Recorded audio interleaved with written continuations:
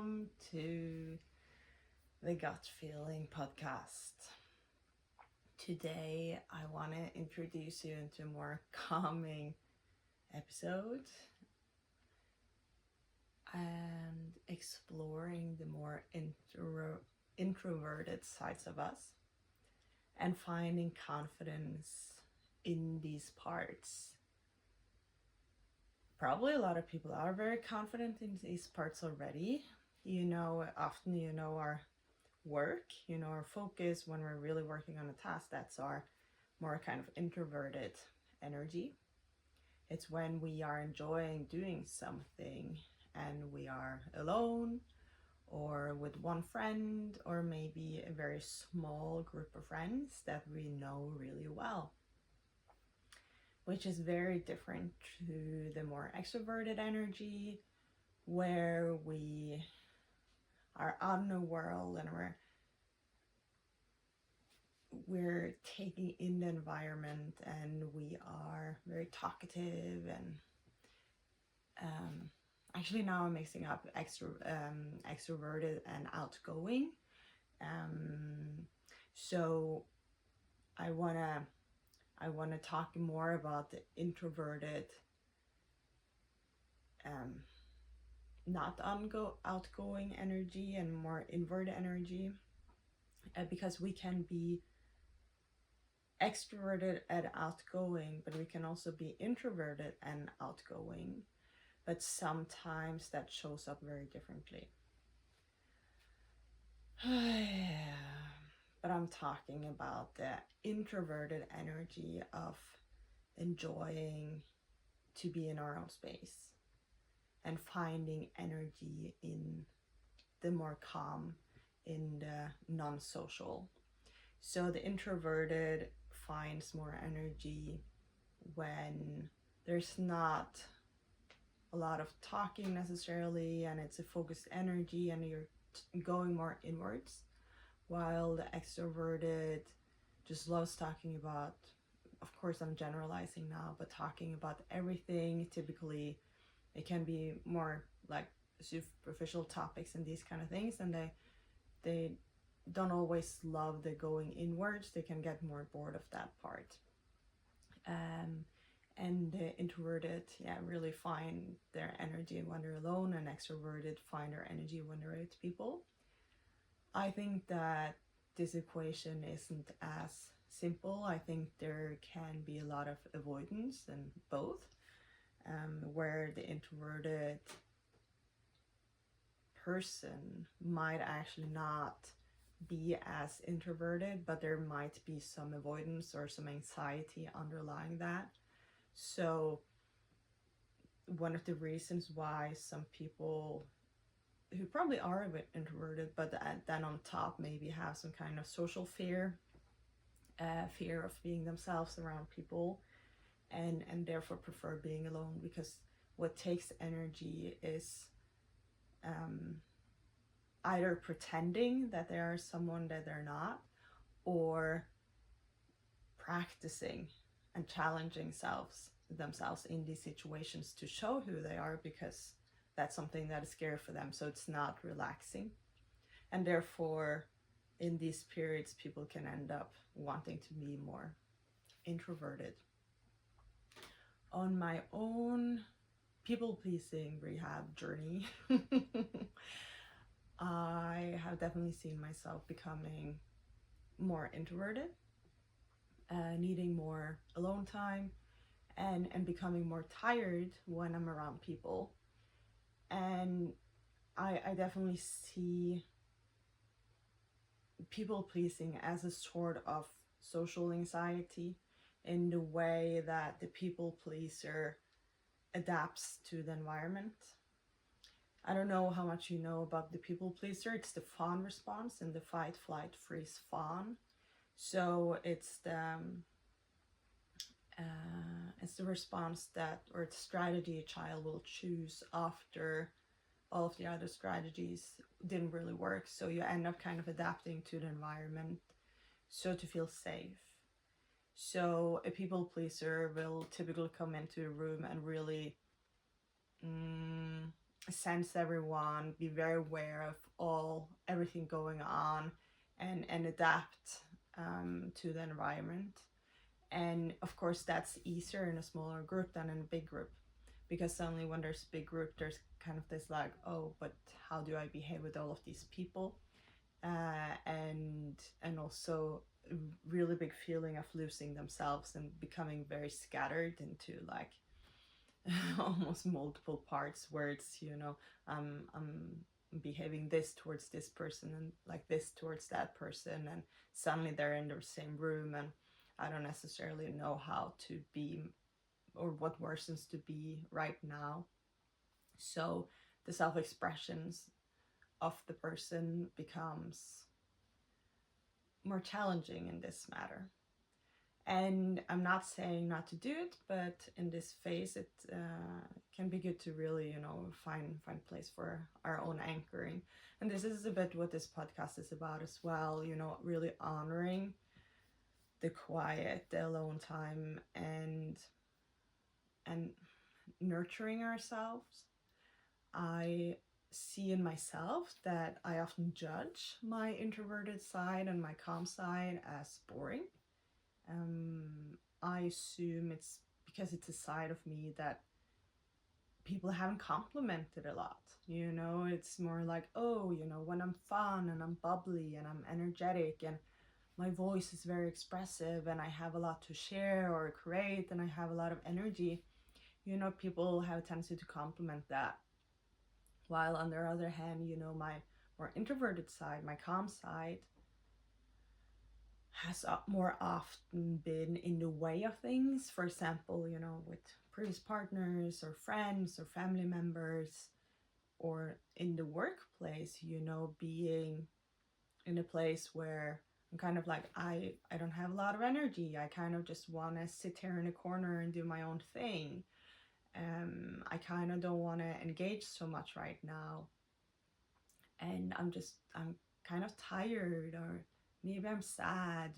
I think often to me it's a sad feeling that comes into the picture as well, because it can feel a bit, I don't know, lonely in that place, especially if we don't let people into it and people don't show empathy towards it. And of course a lot of people manage to, but a lot of people also don't understand, like, oh, you're tiring again, and or has a tendency to kind of like be like, oh, you're often tired, or like coming with these additional comments that makes it feel like it's something wrong. And it's like, well, I had a lot of energy, I just did this thing, and right now I just need a bit of a pause and rest, and I kind of want to, now I've been very outgoing, and right now I want to be going more inwards and going maybe into like an analysis or research or like writing, and not engaging with someone else. And it's not necessarily the qualities that we talk about in society, and we really are like, oh, that person, is so good at just sitting down and doing their thing, and saying no and walking away. Which is kind of ironic, because it's also the skill that we do want, because it's, it's focus. There's so much focus there. So kind of saying no to then engaging with people, and going into focus, it's actually quite good quality, but it can feel challenging maybe for other people, because it's like, oh, but I want something from you, and it's like, well, right now it's not available for me to communicate that, or maybe, it can also be, for the introverted to be, set some boundaries, and saying like, well, right now I don't have the capacity for that, but maybe in half an hour. And having an understanding of the introverted energy, and how it works, of how tapped out an introverted person can become from pushing the socializing and meetings, especially, because so often then the meetings are not necessarily relevant for everyone in the room. So many meetings are just a waste of time, really, and you don't really get anywhere, which is really frustrated to an introverted person. And to be honest, also a lot of socializing. People end up just talking about the same thing that they've been talking about 100 times before. And there's a lot of looping. There's a lot of looping in socializing and talking about the really boring things. And that's a challenging thing, I think, especially for introverts in a big social dynamics, that it's boring, and and it's more this kind of like, oh, this is really boring, and I kind of have to pretend that it's interesting, and in order to kind of fit in and be normal, I kind of just have to sit there and pretend. And it's probably not inwards just that it's like that, but I think it's harder for someone who's introverted to also change the dynamics, because an introvert find it, especially like a not outgoing introvert, but can find it harder to change the conversation, because extroverts, they have a tendency to talk in the mouth of each other and interrupt and everything, and introverts kind of really prefer that there's some pause between when people are talking and thinking a bit, and not necessarily filling all of the room with words, and it's really actually appreciating the silence. And with that, it can be harder to actually be part of the person who's creating the conversation and participating into deciding kind of what we're talking about.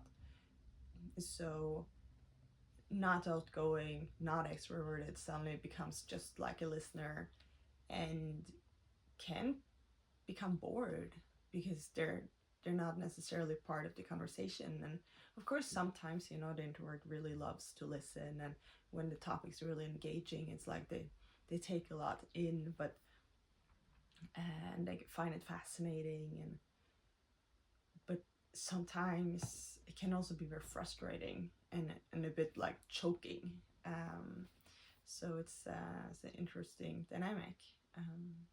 Yeah, so that's kind of like what I want to challenge a bit, this the stuckness of the introvert, and it doesn't need to be an introvert, but just a tired person or someone like going into burnout, or if you just like you're in a situation and you feel that this isn't what I want, then I'm kind of just adapting to the situation. So it goes a bit into actually a form of people pleasing, and just staying in a situation that doesn't actually feel very energizing and feels more tapping. That you're draining your own energy from being there. It can be so good to really find some strategies of how to break that. A good thing can be maybe, going to the toilet and even making a plan, just kind of shifting up the energy. A lot happens when people start moving, just get up off the chair if you're sitting. And it can look so different for many people. If it's, in a room and people are talking, maybe, it's possible to do some movement and being like, oh, I kind of just need to move my body, and, just kind of like switching your body posture can really, change things. I've been thinking about this a lot in my own life, because sometimes I can feel a bit stuck, and then I'm like, oh, I want to change this, but I don't necessarily know how to. And then leaning into as well that it can be inspiring for other people, that often people can actually be a bit stuck, and they can be in a conversation and in a topic that a lot of people aren't really enjoying, which is interesting, because it's this aliveness concept. I don't know if you know about it, but it's this, you can feel inside of your body if something is alive, and you're really talking true in aliveness. And when you do, it's really present, and you can really feel the energy, and it engages you. And so often, you know, especially in big groups, you know, there's maybe one person who's just like, just starts talking about something. And I also see that also, it feels like it comes from a social anxiety, that as well, where the person just says something to fill the room, just starts talking because the silence is awkward. So the person that is most anxious ends up kind of leading the conversation, with whatever comes up first. And it's not necessarily, I'm not saying this is always the case, but I would definitely say that the person that is least comfortable with silence is very often the person that ends up filling the room. And it can be, of course, interesting, it can be engaging, and sometimes it can also just be, um, I don't know, not really fulfilling. It's the same actually with avoidant. You know, if the avoidant is very uncomfortable with silence, you know, that they can also start kind of like avoiding the discomfort of the silence, and started talking about something. I would say it's less that.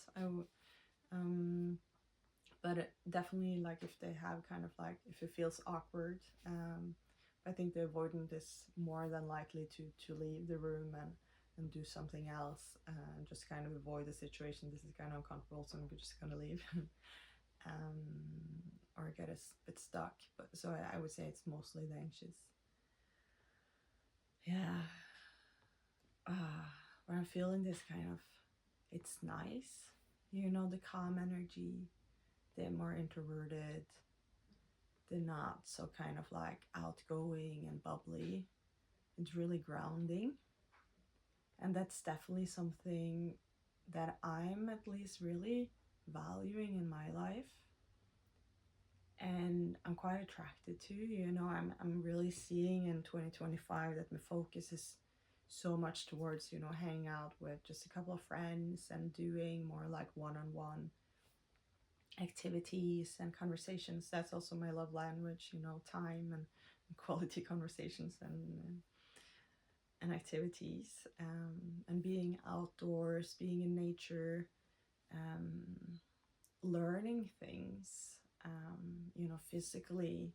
Really, you know, it's really nice. Yoga, working out, uh, reading a book, but also creating, you know, creating my own business, and and also, you know, doing work that I find is really interesting, and comes from my heart and my soul, and really like an extension, almost like an expression of who I am. I feel so good. And also there's so much presence. It's much easier for me to be present when I'm in the calm energy, where I can feel at the same time my whole body. So right now it's so it's so different to talk on a podcast like I am right now, because it almost feels a bit like meditative. So yeah, it's really nice. And I want to really cheer on, you know, the introverted energy, and that, you know, that it it's a pity that it doesn't get more room, especially like in corporations and at parties and these kind of places, because it's so valuable when you would give space to it. In my community, we do that a lot. We would have a party, and then we, you know, we have like a dance floor, and then we have like a where you're not supposed to talk, and then you have a middle room where it's more kind of like a talking section, and, you know, you're just like more socializing, and then the third section is more like a quiet meditative space where people can have like a cuddle pole. It's, you know, really, you know, for just like grounding yourself and being with your body, and taking your break. And often we do it, you know, in a place where it's close to nature, and there's some, you know, fire element. Maybe there's a bonfire and candles, and really, you know, bringing the focus into the body while socializing, and also giving space to these different parts of ourselves, because it can change within the evening. And some days maybe when we want to go to a party, we actually just want to lay and not talk, and we just want to kind of like lay in a cuddle puddle and have someone, you know, stroke our arm and just like be in a like totally collapse. And we still want to be with people. And I love that. I really, really love that, because it's something that I haven't found so much in my adult life. With socializing, it's so typical that it's talking a lot, or yeah, activities is good, but often it's, you know, the chill time is very often around watching TV, and I don't really watch a lot of TV, and to me it's a bit distracting in a way. So I do love the whole concept of kind of being together without the screen and still being in an introverted energy, you know, for example, singing together, or also like dancing can kind of also be quite meditative, especially if it's like a calming music. It can also be with exciting music, but more so with the calming music and more electronics. Yeah. And I don't know how many feel the same. I definitely see in society that, you know, there's this kind of like more the better, you know, the novelty seeking of, you know, things should be very exciting, and that it's easy to then feel boring with the calm, and also, you know, but bringing these elements also into, you know, the workplace and different places of how we talk about it, and also, you know, allowing the breaks, because it's not just about, you know, the introverted focused, but it's also the introverted just, you know, just like really mindfulness and taking a break and resting in peace. Not dead, but, you know, resting in silence and not with stimuli in nature, and not, you know, with coffee, with another person, but more in, you know, our own space, and really nurturing what that does to us and our creativity as well. That actually, you know, having those breaks is good, and, you know, we have the open landscapes, or had at least, and no wonder that people, you know, prefer now to have their own home office, and because it's just too much. And I think we're just overstimulated, and then we get addicted to the dopamine, and, you know, then we kind of end up seeking the dopamine, because if else we crash and we go so far down. But then when we're kind of in the middle, it's a more grounded, nice place. Yeah, and I think it's easy, you know. I got some comments. I remember at some point I was really tired, and I just laid down on the floor, and someone was like, are you okay? And I'm like, I'm just tired. And then they were like, are you sick? Like, is everything fine? And apparently it became a topic after I had left, and I was like, why is that so strange? I was just tired and I didn't want to sit. And, you know, there was kids there, and they were playing on me, and the kids had a lot of fun, you know.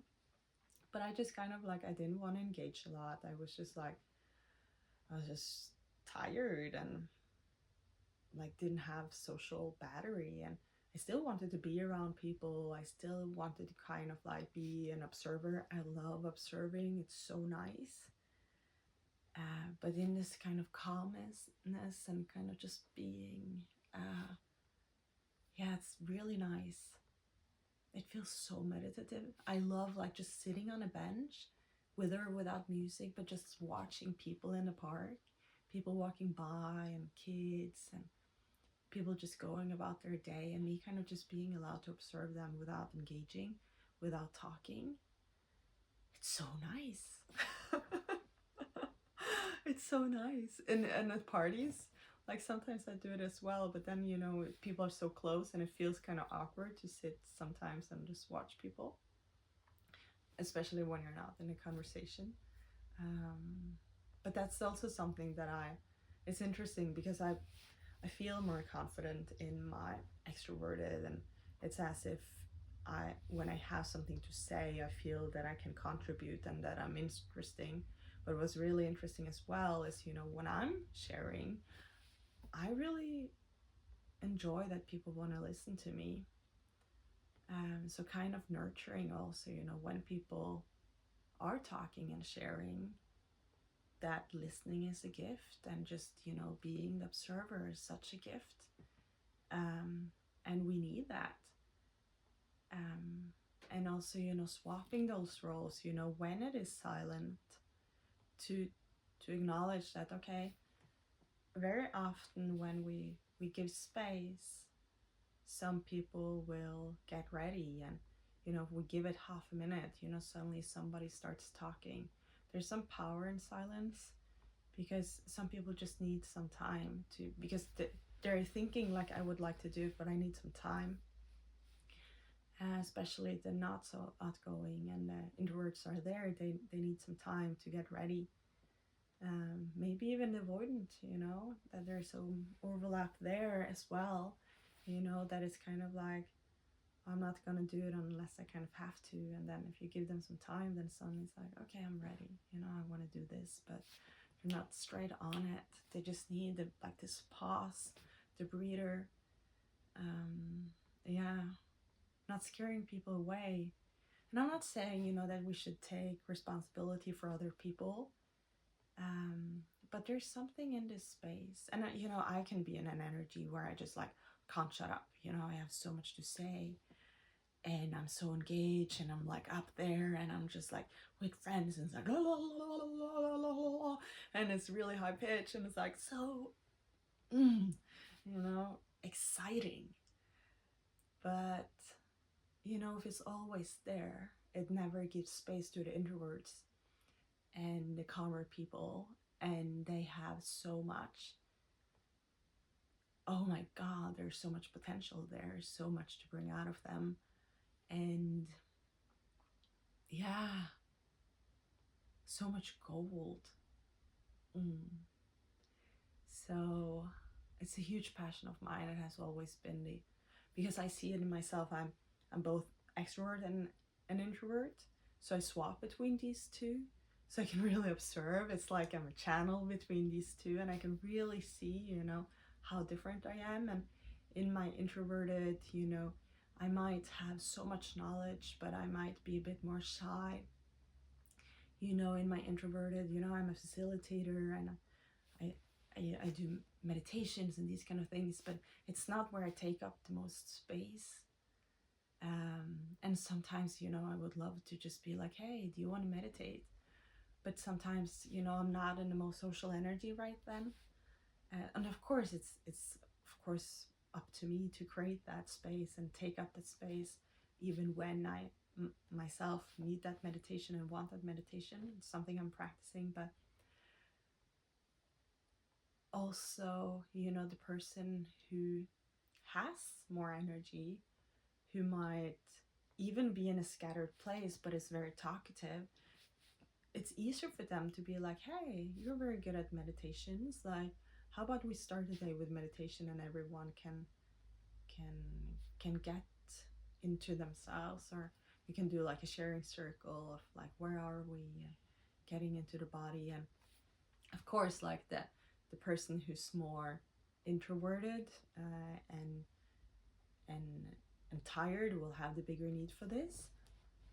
However, so often all of that bubbly energy can also be a bit of adrenaline, a bit of a person being stuck in a more active nervous system and not having landed and grounding, and there can be some avoidance or destructibility in that energy as well. So no matter where we are, doing these exercises is so valuable to really tuning into where am I in my body. And very often after we do such an exercise and we land a bit, it's oh shit, I've been very stressed out, and all of that energy was actually me and adrenaline and being on a generator, and then suddenly being oh, it was kind of nice to settle down a bit. And it might not always be as exciting, but it feels good because we can get so exhausted when we're always up there and we don't manage to land. I think that's my energy this morning as well. I've been very high the past days. I don't know if I believe in these things, but it's been full moon the past couple of days, and you know, the moon attracts water and really impacts the water. And often around the full moon, I really, I don't know, I struggle to sleep. I feel so energized.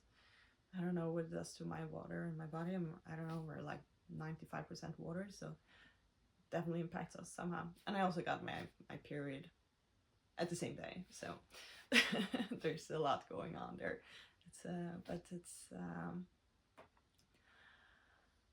It feels so good to land in a body after that really like high energy and a bit of kind of like losing touch with the body. It's something I'm practicing lately to bring mindfulness also into doing like really high intensity tasks where I can go into like a hyper focus kind of, and kind of get a bit stuck there, and like I'm just gonna see it through and make it happen and push through, push, and then kind of like bringing the mindfulness into this to avoid myself burning out. I burn out in past, and it's really an awareness that I'm bringing into my life now, because I'm working myself back into work, and I'm feeling really powerful again, or like not powerful, but you know, that I can do things again, and it feels really, really good. But then, you know, to avoid burning out again, I'm really curious about my patterns now that I start doing things, and what I really see is, you know, when I go into the focus and I do high energy things, it goes so much into adrenaline, and sometimes even into like an activated nervous system. So now I'm trying to practice bringing the mindfulness and awareness into everyday life, you know, when I'm out walking, to really always being like, am I in my body, and taking a breath, you know, and feeling my body, and noticing if I'm just in my head, because it can be this, you know, that we're just in a looping thought all day, and we're not really noticing what's going on around us, and we're not really noticing our body and our breath and the state of our shoulders, you know, and we're not really participating in life. We're just reacting to life, and we're just kind of like very like doom doom doom doom doom doom doom. Yeah, and it feels really good to practice this. I can feel the change. I'm not saying it's something that I can learn overnight. I've been practicing for a while. I've been doing mindfulness for some years, so definitely have, you know, an underlying foundation, which is good. Yeah, but I believe it's possible. I believe it's something we need definitely in society, and especially, you know, into like corporate life, politics, and law, doctors, you know, these, you know, engineers, you know, when there's so much brain, there's so much focus, and there's so much laptop and rules, yeah, performance pressure, yeah, bringing in the body so that people don't burn out, that they're not just in the left brain but also in the right brain, and creating these connections to make us a bit more whole. Yeah, I think there's a lot lost there. Yeah. So on the podcast, I'm also creating some meditations to, yeah, get us a bit into the body, just as a reminder of, you know, it's good to listen to podcasts, but also, you know, bringing the awareness into our everyday life. You know, we're not walking, when we're at work, whatever. I'll also make some shorter meditations that you can use, but you know, there's a lot of apps for this as well. Hi. I invite you now, actually, to feel your body, feel your breath. And take a couple of deep breaths. Yeah. How is it to be you right now?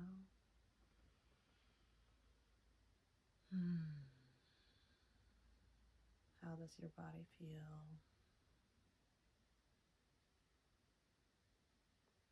Do you feel any tension in your body? Notice how that feels like and just observe it.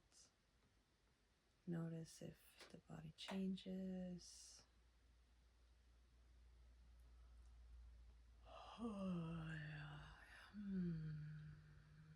And you can feel into what you would like more of today, what you need more of. How's the state of your head and your thoughts?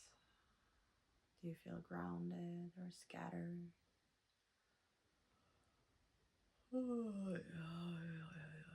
Can you just observe without judging, without needing to change, but just letting it be? And as a last exercise, you can move your eyes all to the left, and you can do that until you yawn. This is one of my favorite and absolute easiest way to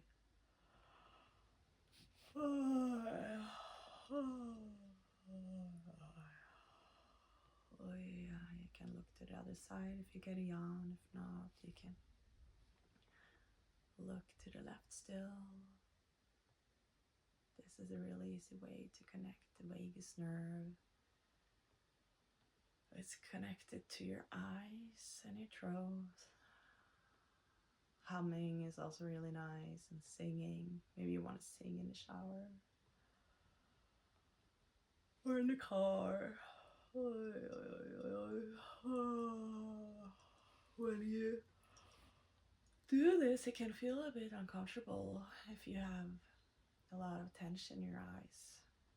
It means that your body has been under a lot of pressure and stress. And now you're activating the vagus nerve, calming your body, going into parasympathetic nervous system, rest and digest.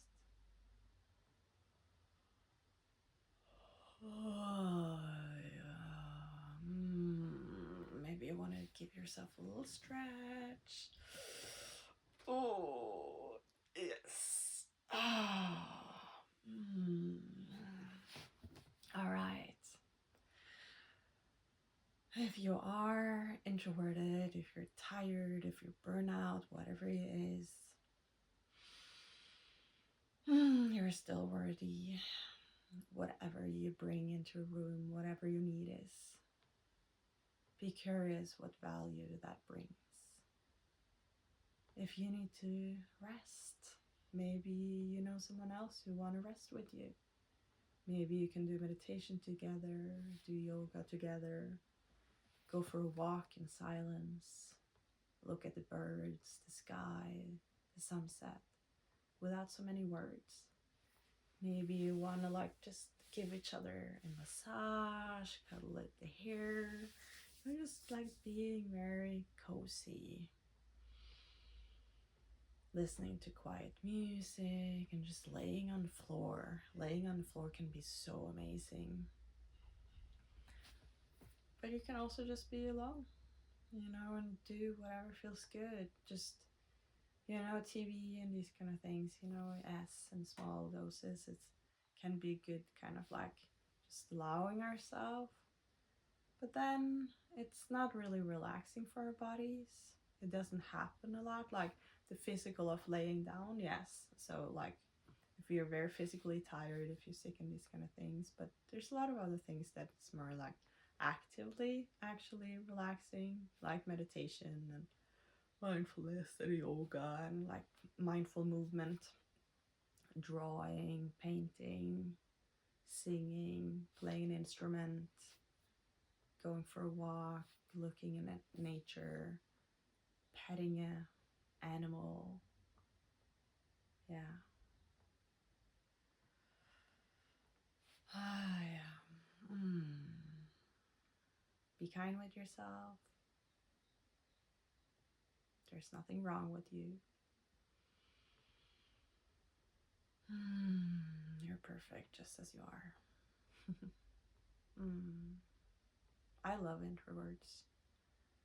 I just want to remind myself of that and you of that. You know, the grounded, calm energy, reminding me of taking breaks, of not wanting everything, of being at home, doing calm things, doing nerdy things. Oh my god, I love the nerdy things of introverts. I love it. Role playing. Oh, it's so much fun. You know, all of the nerdy things. I love most nerdy things. It's so cool. Yeah. Yeah. Yeah. I don't like regretting things, but a part of me is a bit jealous of the people who wasn't, you know, the party person and instead spent, you know, their 20s, you know, doing all of these nerdy things. Yeah. Way to go, the introvert. They create so many amazing things. Do you believe that? Yeah, they do.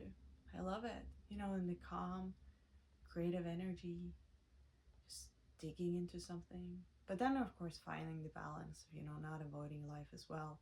Can be, you know, fancy world of, you know, distraction there as well. So everything in balance. We also need people. We also need socializing and fun and play. But introversion can also be, and you know, actually a lot of play is also, you know, very healing for the body. Yeah, yeah. Oh yeah. Oh, yawning is so good. It means that the body is relaxed. And I feel ready for whatever comes. I hope you are as well.